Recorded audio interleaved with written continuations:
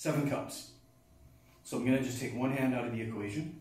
We're going to start off with this first movement, where what I'm going to do is wind my body up. So dantian moving first means that I'm moving the core of my body, right? So we're going to consider this my wind up for this first strike that's going to come outwards.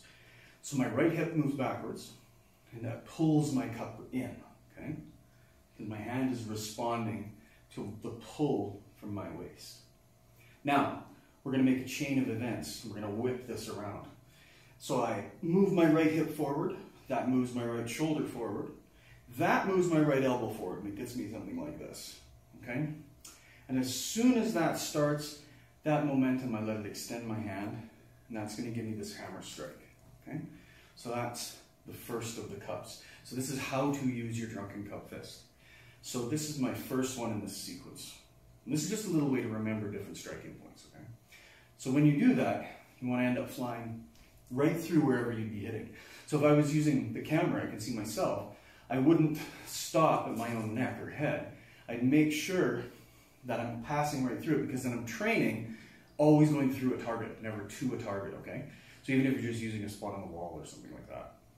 So our second one, we're going to make this a flowing technique. So our second one starts from this side. So once I get my body back to this other side, obviously my hips have turned, right? All my power's gone through the center. And my left hip is back now. So my left hip shoots forward. My hip pushes my shoulder, just like last time, which pulls this shoulder backwards, pulls my elbow, and as I let it extend, I'm going to come back across with the same part, that hammering bottom of the hand, okay? So my second one is going to come back across like this. Now there's different ways you can hit somebody, there's different targets here. So at first we're using the hammer of the hand, and then if you want, you can also make this a back fist, but that's actually what we're going to practice in the next one. So 1, 2, and again, go right through your target, okay?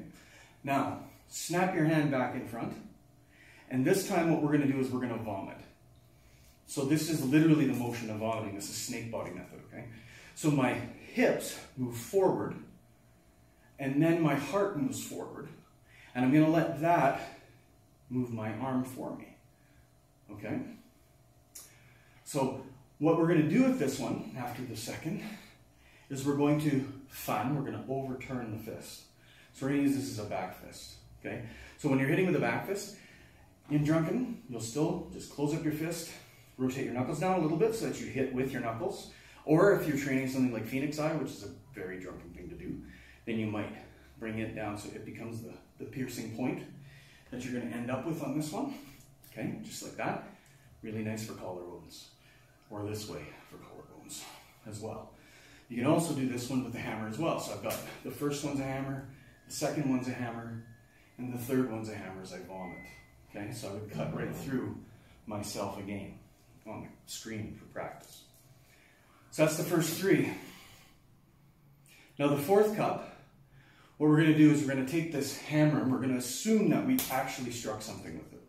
So I vomit on the third one, whap, it hits the table below me, and it's going to recoil back up for us to drink. So I offer a drink, take a drink, and then I'm going to let it cross my body, okay?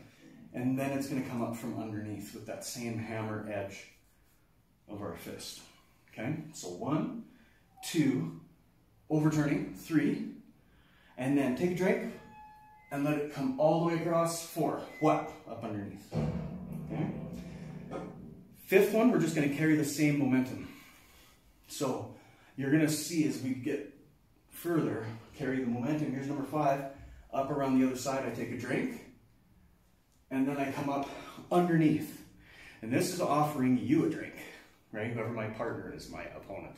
So this is usually crotch shots, right? So these are like neck, bridge the nose, Phoenix out of the collarbone, something like that. And then this is groin, chin, and then up the other side. This is most definitely groin and chin, okay? So to review, the first, second, third, fourth, fifth. Now number 6, we're going to recoil. and we're gonna just do a punch. So this is like how to punch, the most basic punch. It's the first of the 3 canons as well in the Qigong. So after my recoil, okay, my right fist is the punch. So what I'm gonna do is I'm gonna bring my right hip forward, let that push my right shoulder forward, let that propel my body to propel my arm, and then I'm gonna let this take an arcing across myself or across my target on the screen, like this. So this is less of a jab than it is a hook. Think of it as it's kind of a mixture between an uppercut and a hook, if you're really honest with this, okay? It's got kind of a circular motion to it. No reason not to start like that. And if you were hitting, just close your fist. No problem. Okay? So my 5th one lets me drink. My 6th one is a punch. My 7th is another punch. But what I'm going to do is I'm going to throw my right arm again. So hip to shoulder, shoulder to elbow. And my elbow, I'm going to let my hand rip all the way out like this.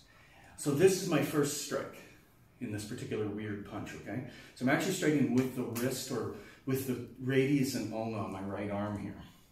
So I whip it around, and then I'm going to hook it in like this. So this is me reaching out and grabbing a cup, if you will. But it has to be done so that the palm ends up facing the ceiling while I hit with my wrist, okay? It's a really important detail. Then, let it hook back around into your cup fist. And now, for the sake of training, close your cup fist into what's called a crane's beak. Okay? This is actually a tendon strengthening exercise I'm about to just add on here. So we put the crane's beak in, and what we're doing in a crane's beak is we're trying to push our fingers and make them all longer, okay? So I'm reaching through the camera with them, but it's with my intention, not with my actual body, right? So I make my crane's beak, and I imagine I've hooked something, right? So I've got something hooked on, and I'm going to forcefully reach through my fingers and drag that hook underneath my armpit and out to this really, really awkward position. So now I'm reaching as far as I can that way and as high as I can through my fingers before I let it release and turn back into my drunken cup, okay? What that does is it builds tendon power towards your own body. It's actually a type of power stretching for your arm. So each time you're practicing one of these correctly, you'll feel, if you do it properly, you'll feel each one of your joints will open and stretch, and you'll feel like a little bit of discomfort. That's the exercise. So, all 7 cups. Just my right hand. So here we go. I create my cup. 1, 2, vomit, 3, 4, take a drink, cross your body, bang, take a drink, 5, wow, 6, hooking type punch, 7, wrist, hook, and reach. And there's your 7 cups. So then practice them, now that you know them, on both sides until you've got the thing memorized, okay? So consider this like a little tiny set, that there's something for us to learn from, okay? It's like a little form. That way we can take this and then we can add it on to stepping and things like that afterwards. If you have any questions, make sure you write me right here, wherever you saw the video. All right.